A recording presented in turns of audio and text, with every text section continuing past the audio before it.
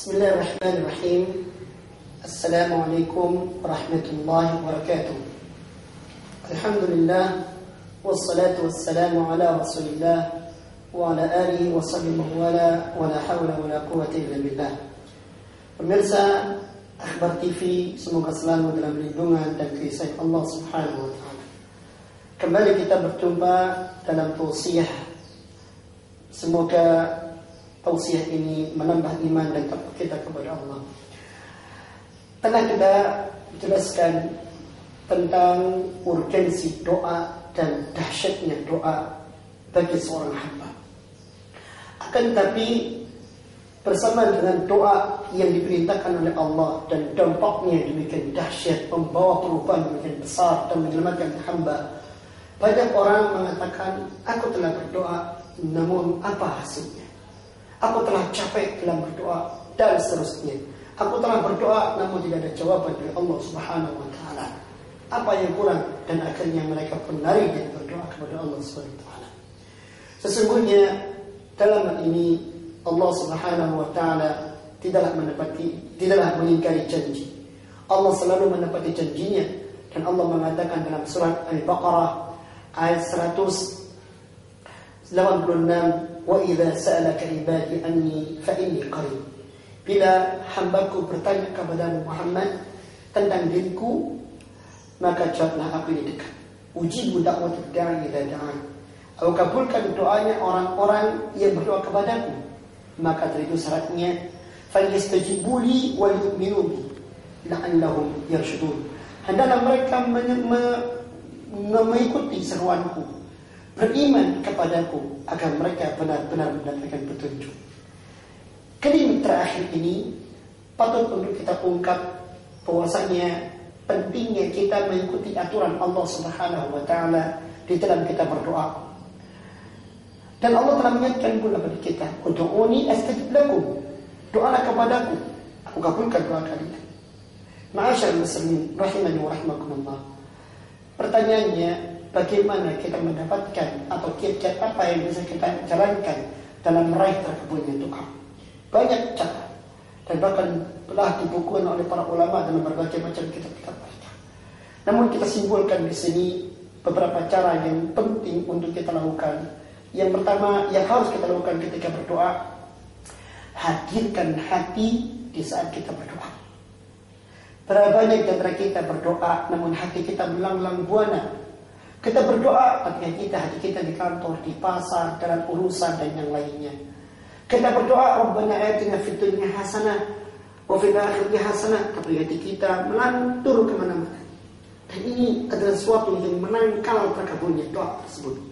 Rasulullah SAW dan hadis yang mulia diriwayatkan Imam Tirmidzi mengatakan, ud'ullaha wa antum muqinuna bil ijabah. Berdoalah kepada Allah dalam kondisi kalian yang betul-betul yakin doa kalian dikabulkan oleh Allah Subhanahu wa taala. Jangan ragu. Wa'lamu, ketahuilah kata Rasulullah, annallaha la yaqbalu du'aan atau la yastajibu du'aan min qalbin ghafilin lahin. Bahwasanya ketahuilah, Allah Subhanahu wa taala tidak akan mengabulkan doa dari hati seorang yang hati itu lalai, lengah, melantur kemana-mana. Ini yang pertama. Banyak di antara kita dalam berdoa hati kita melambung entah kemana. Banyak di antara kita berdoa hati kita tidak khusyuk, tidak fokus, tidak betul-betul hati ini memahami dan mengikuti apa yang diucapkan oleh lisan dalam berdoa. Ini yang salah dari kita. Yang kedua, yang harus kita lakukan agar doa kita bisa mendapatkan terkabul oleh Allah Subhanahu wa taala, atau doa kita dikabulkan oleh Allah Subhanahu wa taala, yaitu hendaknya kita berdoa kepada Allah selain dengan hati yang fokus, juga merengek kepada Allah dengan bersungguh-sungguh, berkomitmen kuat dalam meminta.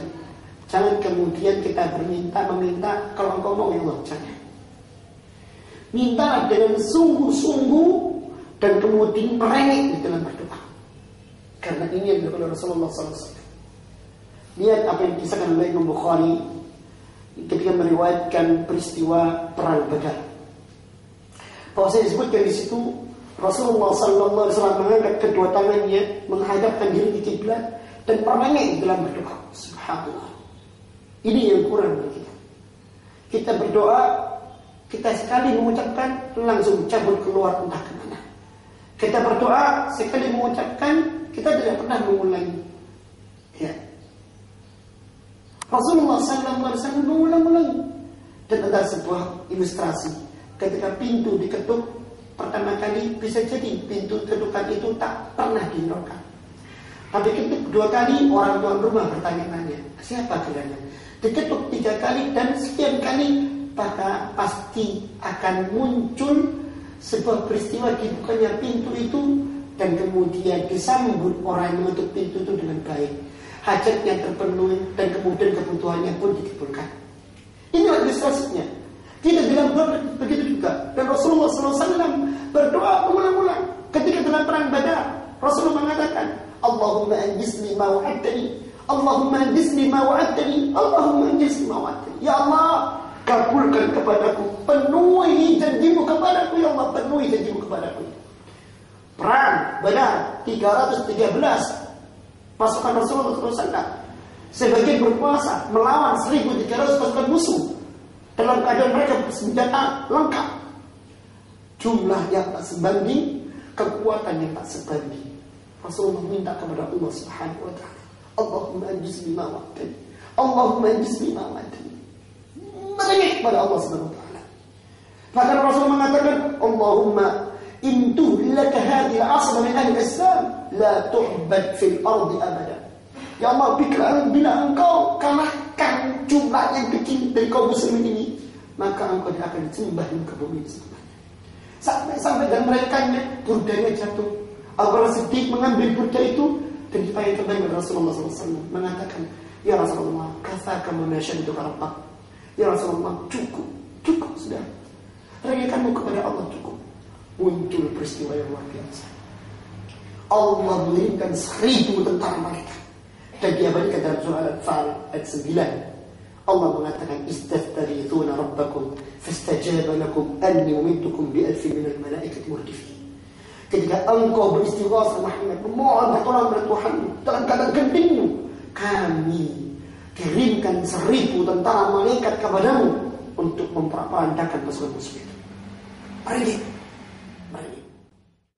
Ada satu kisah dari Al-Quran Al-Karim yang mana kisah ini sangat patut untuk diterasapkan dalam hati. Kisah yang diberikan oleh Allah Subhanahu wa ta'ala tentang seorang Nabi yang mulia, yaitu Nabi Allah Yunus alaihissalam. Kalau kita ditanya apa kisah yang dengan Nabi Yunus yang kita ketahui, paling kita harus menjawab, dia dimakan ikan paus di tengah lautan, hidup di perutnya ikan semalam. Tapi kenapa dia bisa lolos dari ikan laut itu? Jawabannya ada di dalam surah As-Saffat ayat 44. Allah Subhanahu wa ta'ala mengatakan dalam surah As-Saffat ayat 44 tersebut, laula annahu kana minal musabbihin. Kalau seandainya Yunus ini bukan termasuk hamba kami yang terus bertasbih, memohon kepada kami, merengek kepada kami, la labisa fi batnihi ila yaumi yub'atsun. Dia pasti akan tinggal perut ikan paus itu sampai hari kiamat. Subhanallah. Antum kita coba renungkan.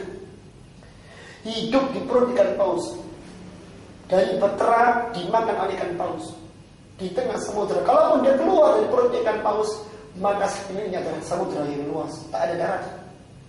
Ini seperti musibah di dalam musibah. Tapi tak ada yang bisa menyelamatkan seorang dari musibah apapun bentuknya kecuali Allah Subhanahu wa ta'ala. Dan Allah kabulkan permohonannya karena dia banyak mohon kepada Allah, merengek, mengulang-ulang permintaannya kepada Allah. Maka ini adab yang harus kita lakukan. Selain kita harus menghadirkan hati, ulangi permintaan kita itu tidak hanya satu waktu, juga pada waktu-waktu yang lainnya. Dan ketika kita meminta pada satu waktu tertentu, diulang lagi pula, menunjukkan kesungguhan diri kita. Yang ketiga yang harus kita lakukan adalah iringi doa itu dengan amal-amal saleh. Salah satunya sebelum kita berdoa, sholat 2 rakaat, atau mengambil wudu, atau baca Al-Quran atau hal yang lainnya yang bisa meningkatkan derajat kita di sisi Allah Subhanahu wa taala. Ada sebuah hadis yang sahih yang riwayat Bukhari Muslim, dan hadis ini sungguh sangat menarik untuk kita ungkapkan di sini tentang hamba Allah yang selalu mendekatkan dirinya kepada Allah dengan amal-amal sunnah, salat sunnah, puasa sunnah, sedekah, selain amal wajib yang dikerjakan. Apa kata Allah? Kata Allah Subhanahu wa taala dalam hadis yang mulia ini, hadis qudsi, "Wa ma yazalu yataqarrabu ilayya 'abdi bin nawafil." Dan senantiasa hamba itu mendekatkan dirinya kepadaku dengan amal sunnahnya hingga aku pun mencintainya. Kalau aku mencintainya, aku adalah pendengarannya dengan dia mendengar. Aku adalah matanya dengan dia memandang. Aku adalah tangannya dengan dia berbuat. Aku adalah kakinya dengan dia melangkah. Dijaga oleh Allah Subhanahu wa taala. Dia selanjutnya ucapan atau ungkapan dari Allah Subhanahu wa taala ini dalam hadis tersebut. Wala in sa'alani la'utiyannah. Kalau seandainya dia minta kepadaku, pasti aku kabulkan permintaannya. Wala in ista'adani la'uidhanna. Kalaupun dia minta perlindungan kepadaku, pasti aku kabulkan permohonan perlindungan tersebut. Kenapa? Amal sunnahnya membawa dia kepada posisi atau kondisi yang sangat mendekatkan diri kepada Allah dan dicintai oleh Allah SWT. Ini mungkin yang kurang dari kita semuanya. Kita ujuk-ujuk langsung minta kepada Allah. Kita ujuk-ujuk langsung minta kepada Allah SWT. Maka mustahil ini pun dikabulkan oleh Allah Subhanahu wa taala. Atau sesuatu yang jauh akan mendatangkan terkabulnya doa dari Allah Subhanahu wa taala. Dekatkan diri kepada Allah. Yang terakhir dari cara kita mendatangkan doa atau mendatangkan terkabulnya doa, yaitu jangan lupa kita punya orang tua yang kita bisa berbakti kepada keduanya. Allah Subhanahu wa taala sungguh menaruh bakti kepada orang tua ini dalam derajat yang tinggi. Sampai-sampai Allah mengatakan ketika seorang itu disuruh oleh Allah untuk mentauhidkannya, yang kedua perintahnya tidak boleh berduka pada orang tua. Ini mungkin yang kita lupa. Kita minta pada Allah dalam doa, tapi kita tak pernah meminta orang tua kita. Kita tak pernah peduli dengan mereka. Kita tak pernah peduli dengan mereka. Tidak pernah peduli dengan apa yang menjadi keinginan mereka. Jarang kita berbakti kepada orang tua sehingga menjadi permohonan kita kepada Allah. Rasulullah SAW pernah menggambarkan tentang tiga orang yang terjepit dalam gua, jatuh batu dari atas. Ternyata batu itu ketika tidak mampu dihilangkan oleh mereka menghilangkannya dengan doa. Salah satu di antara mereka berdoa dengan baktinya kepada orang tuanya. Susu yang diberikan tiap hari, susu yang diberikan kepada orang tua mereka daripada keluarga mereka, telah menjadikan amalan ini dicintai Allah dan doa yang dikabulkan, batu itu bergeser. Dan ketika ada seorang tabi'in, dan Rasulullah SAW pernah mengatakan pada para sahabatnya tentang adanya seorang tabi'in, ada mengatakan tabi'in, ada mengatakan sahabat, yaitu yang bernama Aus bin Amir. Uwais bin Amir dari salah satu penduduk kota Yaman, yang dia terkenal sebagai seorang pemuda yang berbakti pada kedua orang tuanya. Berbakti pada orang tuanya. Kata Rasulullah, akan datang Uwais bin Amir kalian. Dia adalah anak yang berbakti kepada bundanya. Dan terkenal Uwais bin Amir ini haji dari kota Yaman, dari negeri Yaman ke Mekah dan menggendong ibunya. Dan dia dengan itu doa dikabulkan oleh Allah SWT. Karena Rasulullah SAW, kalau seandainya Allah SWT bisa mengampuni dosa kalian melalui doanya, minta pada dia. Sehingga sahabat pun pernah berbondong-bondong minta. Sebab para sahabat pun minta doa kepada dia. Para sahabat meminta agar Uwais bin Amir mendoakan mereka. Sahabat, kenapa? Karena tajamnya permintaannya kepada Allah dari baktinya dia kepada orang tuanya. Mudah-mudahan 4 hal ini bisa kita lakukan. Hadirkan hati, ulangi permohonan, iringi dengan amal-amal saleh, kemudian berbakti pada orang tua, merupakan sarana kita untuk bisa mendatangkan terkabulnya doa kita di sisi Allah Subhanahu wa taala. Karena tak bisa kita luput dari permohonan minta kepada Allah dalam hidup. Mudah-mudahan bermanfaat. Assalamualaikum warahmatullahi wabarakatuh.